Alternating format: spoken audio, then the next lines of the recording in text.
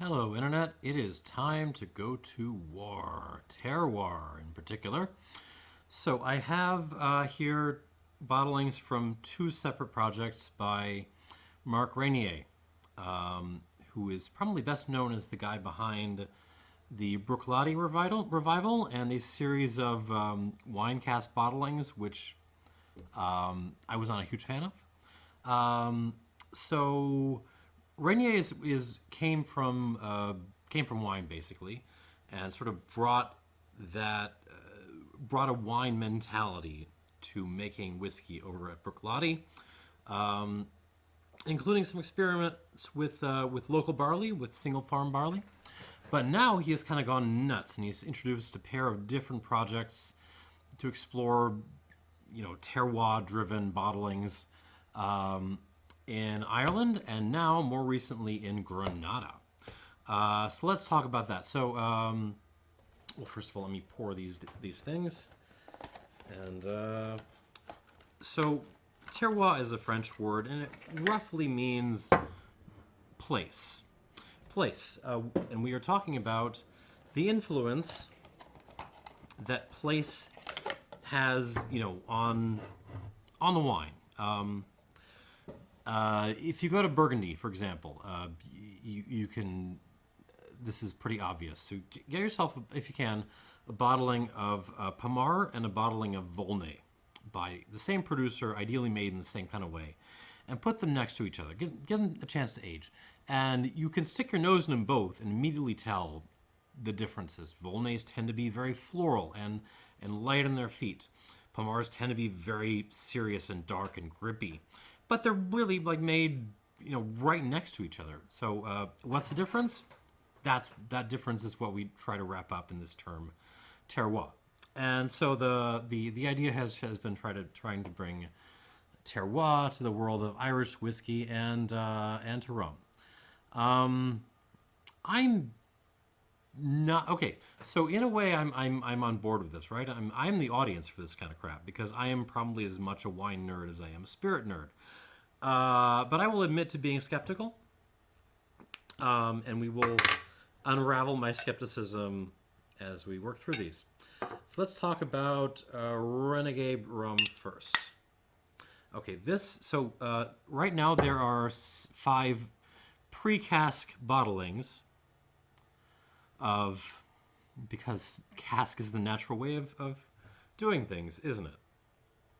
It is weird for rum not to be in a cask, isn't it? 5 pre-cask bottlings from Renegade rum from different spots on Grenada. I had to buy one. I didn't want to buy more than one, so I went with the Pearls.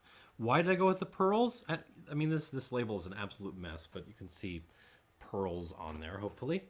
I went with the Pearls because it is it's the planting area right next to the distillery, which seemed like it would as close to home as you're going to get with their stuff. Now, here is the initial problem with this project.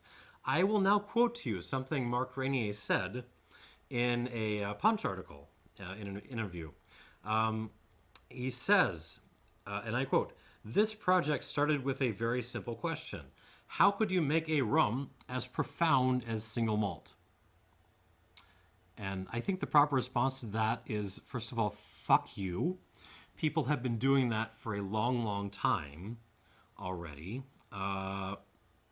But also, in addition to that, you might say, okay, sure, what do you, white guy coming from Scotch whiskey have to add to the rum making process? What do you got? Bring it. And so, because I'm not just going to accuse this of being like a just white guy lands in Grenada and immediately thinks, oh, these idiots have no idea what they're doing, and I am gonna show them how this should happen.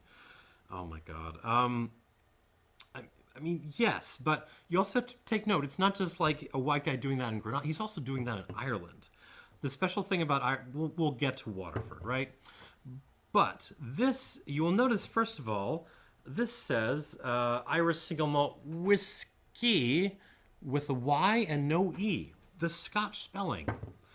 This is double distilled, so it is basically as far as possible an attempt to make Scotch style whiskey in Ireland. And you can kind of be a little miffed by that. I am a little bit. I'm a little confused about the motivation a bit. But if he's gonna bring it, if he's gonna really supply some good stuff, then you got a right to be a little bit egotistical, a little bit of a know-it-all from a more well looked upon spirits category. But it's all gotta come down to what happens in the glass, right? So let's do the. I'm sorry, I'm getting ahead of myself talking about Waterford. All right, let's do the Renegade cane rum pre-cask single farm origin : Pearls. This is from Pearls Farm in Grenada. It is pot distilled, and it was pot distilled in January from the 29th to the 30th of 2022. This was made from yellow lady cane. There's a ton more details on the website. I will link you up down below. 3,942 bottles of this stuff, and it is bottled at 50%, which is nice. And there's a bunch of stuff on the back: cane plant, terroir, clay. By the way, so they have their own cane industry, basically built up to support the Renegade, the brand new Renegade distillery. They literally started a business called Cane Co. just for planting like cane in various areas around Grenada, so they could harvest it to make their terroir rum. Okay, if it works, okay, full dues if it works. All right, let's get our nose into this. Renegade Pearls. Here we go. Pre-cask. Okay, so first note, it is very pleasantly green. So if you are a wine/Scotch nerd coming from Europe, nosing this and who's never really spent a lot of time in rum before, you're going to be a little bit taken aback by the amount of greenness in here. There are olives. There's a lot of olives. There are anchovies. There's a touch of like artisanal pickles. Brininess, definitely brininess. Some like tomatoes, but like burned tomatoes, like you put tomatoes in like a stove for too long. A little bit of like a Smarties candy thing, which is kind of cool. And yeah, there's like some cane juice sweetness in here. It's very cane driven. So what you really need to do is go down like Louisiana or somewhere in the South, get yourself a glass of cane juice at a restaurant somewhere, and just like sit with it and get that flavor into your palate. And that's a lot of what I'm getting. Is just on the nose, beyond the savory green stuff, is just straight up cane juice. White pepper, wasabi, mustard powder. If you ever like bought raw mustard powder, it comes in these sort of little packages. Way back in the day, I used to study Kant, and Kant was a huge mustard nerd, so I know my mustard powder. Touch of like tobanjan too. The chili bean paste you see in Szechuan cooking. There's a little bit of that. So it's a fun, very green, very caney sort of nose. Actually reminds me a lot of some cachaças I've had. All right, here we go on the palate.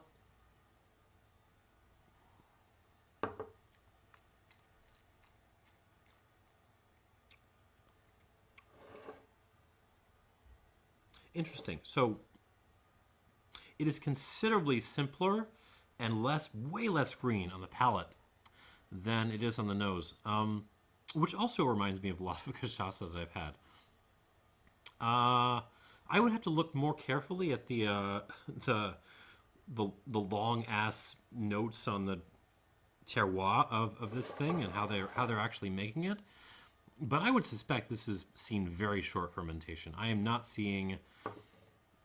getting any hint of like wild yeast or like 2 week, 3 week long fermentation on this. It feels like, I mean, even the harvest, I don't remember the exact dates. I think the harvesting time and the distillation, there was only a couple of days in between.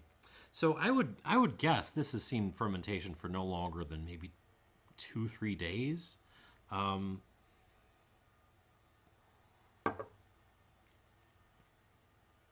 they're probably pitching yeast. In fact, I'm certain they're pitching yeast. The yeast came out of a box, which is probably a little bit weird if you're talking really terroir-driven rum. Why are you using wild distillation or wild fermentation? Just a thought I'll throw in there. But that being said, it's a perfectly pleasant, if slightly simple palate. It's sweet. It is slightly grassy. Again, so we're talking cane juicy kind of elements. That mix of like sweetness with kind of green vegetal grassiness. White pepper, fennel again.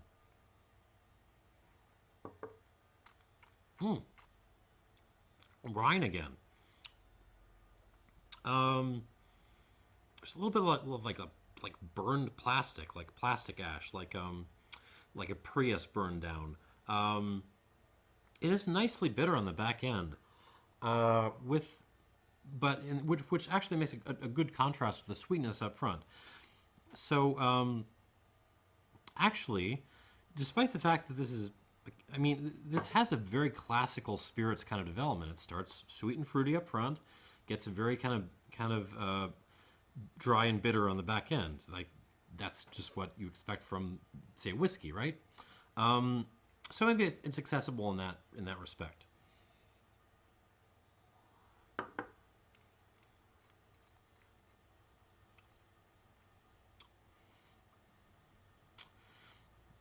I mean, the palate it's fine. I find the nose more interesting. It's more like, but it feels more like clean. It feels like we're just translating, cane to spirit more so than we're making, really serious, grungy, terroir-driven rum. I mean, it feels more like a cane eau de vie, if that makes sense, than like a proper cane juice rum. Does it? I don't know if that makes sense or not. It makes sense in my head. I don't know. All right. So I'm going to give this a couple squirts of water, and we'll move on to the Waterford. Like a squirt and a half. Let's go there. Okay. So unlike the Renegades, where at this moment you can really only buy the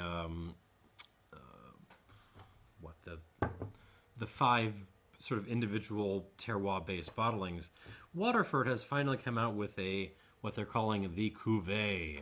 By the way, look at this package, the stupid red top and the blue bottle with a little like ridges here. What? I understand they're trying to be different. I'm gonna roll with it. We're gonna accept that they're different. We're gonna judge them, according to what's in the glass. Waterford. Most of the previous Waterford bottlings and most of what's out there are these, again, single farm things or entirely organic things or, stuff like that. Stuff that's very, supposed to get very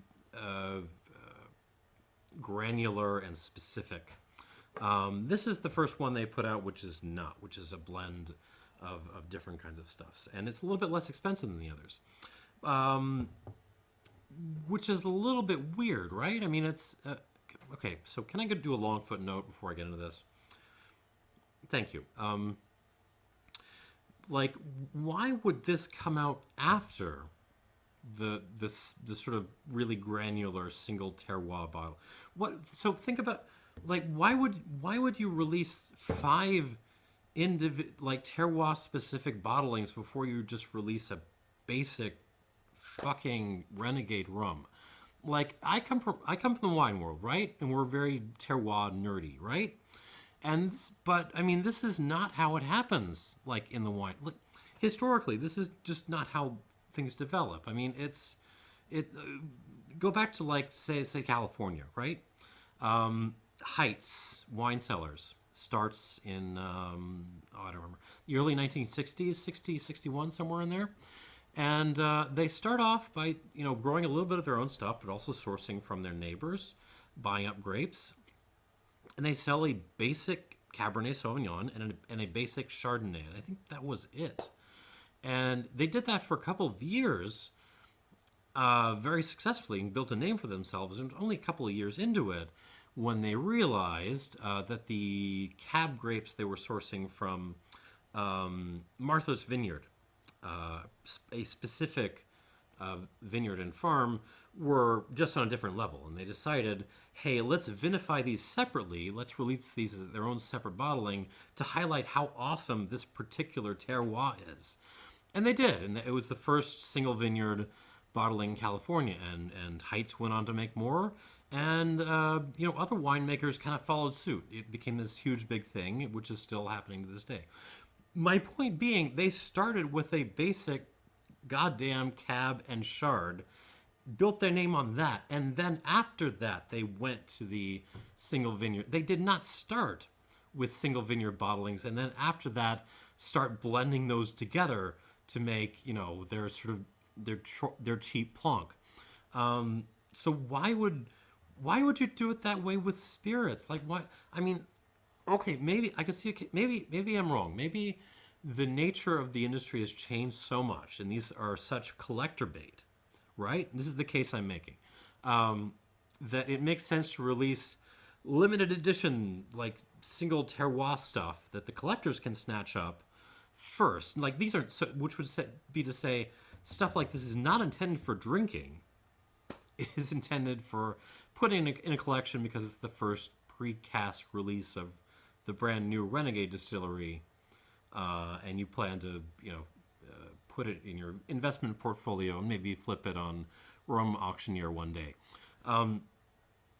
Maybe, but that's terrible, and you shouldn't do that. So either they're going about this in a really roundabout, weird way, or they're just like chasing the collectibles market, which I am morally opposed to.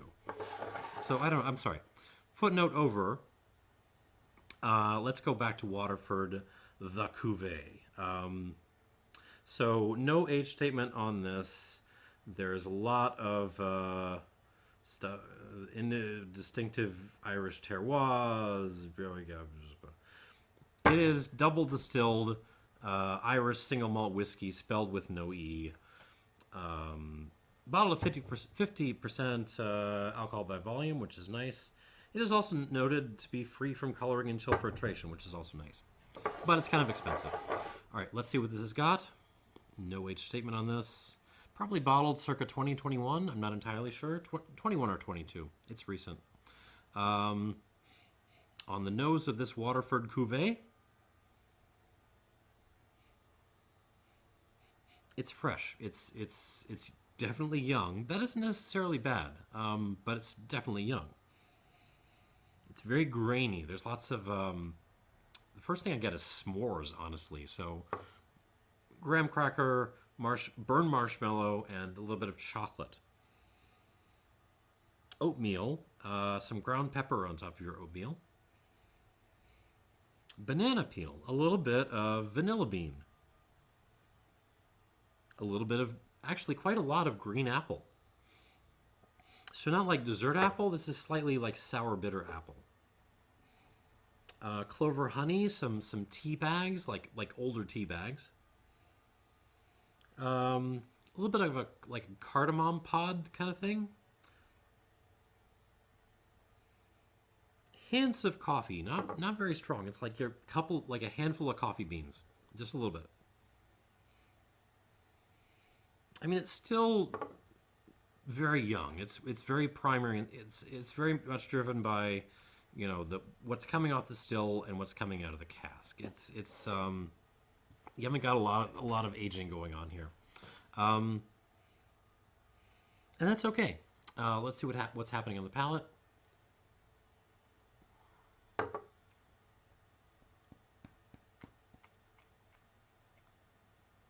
Yeah, mostly follows the nose.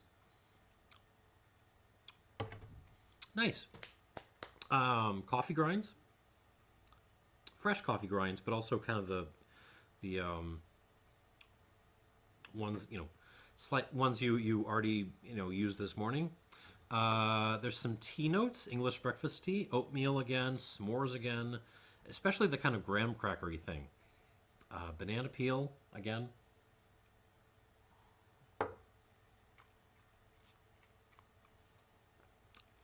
Maybe like one gummy worm in this. Green apples, black pepper, honey. In terms of the way this develops, it actually has a very similar profile to the pearls. It kind of starts very kind of sweet and fruity up front and gets dry on the back end. It's solid enough. It's just not showing those kinds of tertiary notes we would get from longer aging. This is reasonably, solid, good distillate in good casks, but that's about it.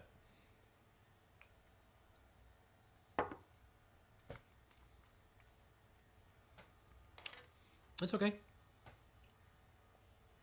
I like it. I mean, the problem it's running into is this is quite expensive, and there's a lot of, look at this. There's a wall of text on the back of this thing.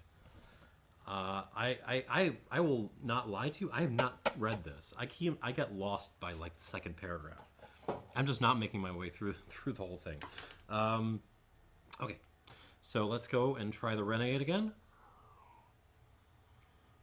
Right now, I'm kind of enjoying the Renegade better. The nose is really fun. The palate is kind of a letdown by comparison, but well, we'll see what happens now that I've put some pressure on and thrown some water in on the nose with the Renegade pre-cask pearls.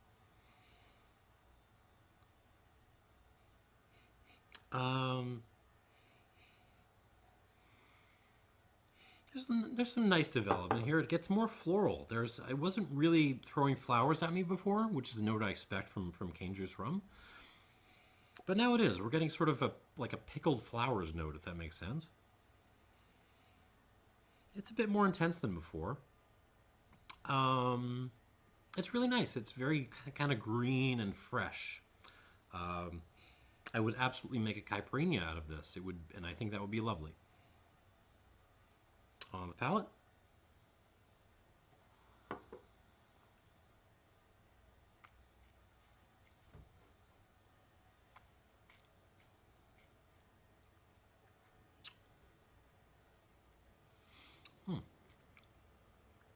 Gets more spicy, especially on the back end. A little bit more pepper, a little bit more tobanjan going on. So it's more, the flavors are kind of the same, and they're really more just kind of quick fermentation cane juice rum. You just get heavier mouthfeel and a little bit more, like peppery, spicy stuff. It's a solid little rum.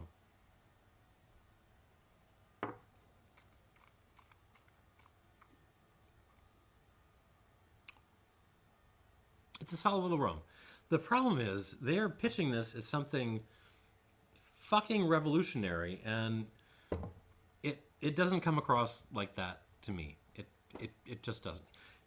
Here is the problem with this. Like, they're like right a couple of miles down the road, you will find these people. Rivers Antoine, Royal Grenadier. It's literally right down the road. I don't think you can access Rivers by road, but if you get out and walk, it's right down the road. This is not made in a state-of-the-art facility. It is not focusing on I'm pretty sure they're just grabbing whatever cane they can find to mill there and make into their rum, and I don't think they they're particularly minding exactly what it is. And this is phenomenal.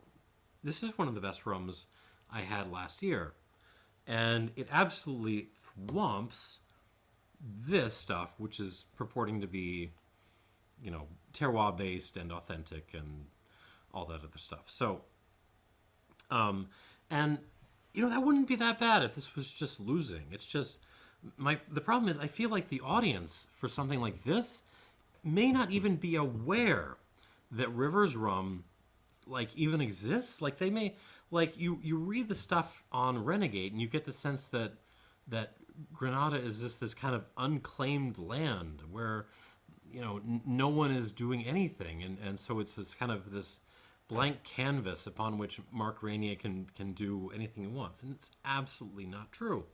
There are a couple of other distilleries there already, and I mean if you were comparing this stuff to this stuff, there's no comparison.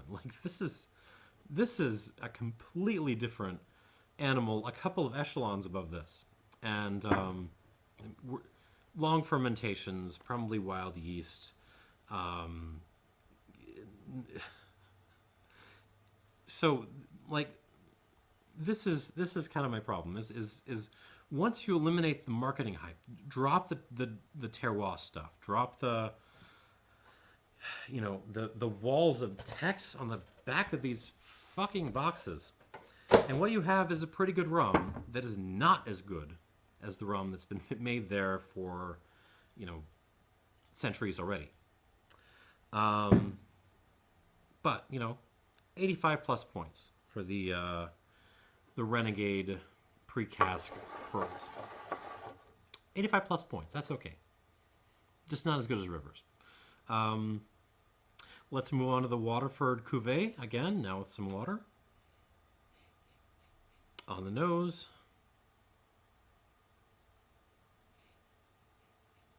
Not a whole lot of development when you add the water to this.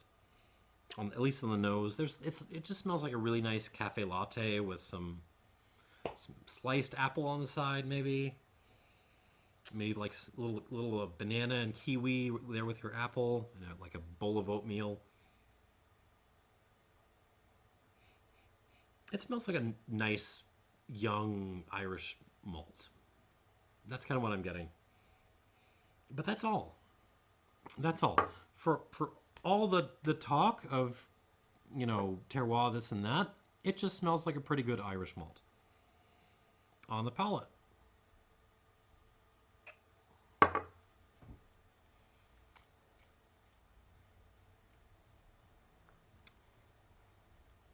In this way, it also behaves like the pearls a little bit.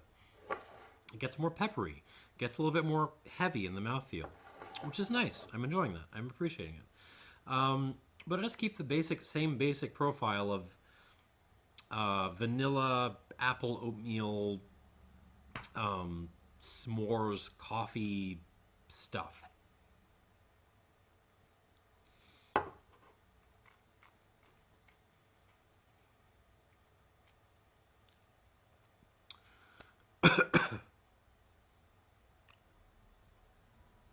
I mean, I like it. It's very well made.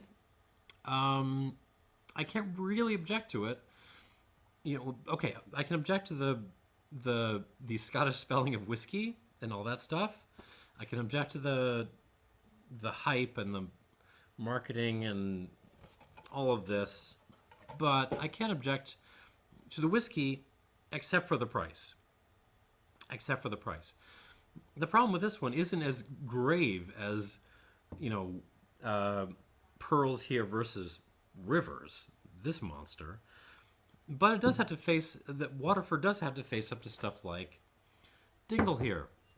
I mean, if you just want a nice, kind of independently made, classic Irish whiskey, what the heck is wrong with Dingle? It's a little bit less expensive. It's older. I think it's a hair better. Doesn't have the cool red glass topper, but Do you really need that in your life? Do you really need that? Also, they are spelling Irish whiskey with the E, if you will notice. So the problem here is they have all these buzzwords spinning around, right? And that's great, but it's all got to cash out in what's going on in the glass. And in my opinion, it just doesn't. It just doesn't. I will be waiting to see where these projects end up in the future, and I would love to be proved wrong. Oh, I'm sorry. Did I score this? This is an 84 plus. This is an 84 plus whiskey for the Waterford Cuvée. Waterford, by the way, is a town in the southeast-ish. Well, really, kind of the middle south, but on the eastern side of the middle south of Ireland. So Dingle is a little bit further west by comparison. Anyhow, I look forward to be proven wrong.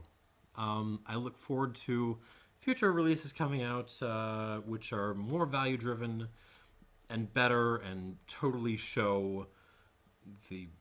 I'm sure there are people out here that bought all 5 bottles of the rum and are having tons of fun comparing the notes to them. But if this is representative of the bunch, I mean, okay, there's terroir differences, but at some point you got to bring the quality. You got to bring the quality, and ain't happening yet. So that's what I got. 85 plus for the Renegade Pearls. Hey, it actually won over the whiskey, didn't it? So maybe rum can indeed be more profound than a single malt. And 84 plus for the Waterford Cuvée. And that's all I got. Dislike button is down below.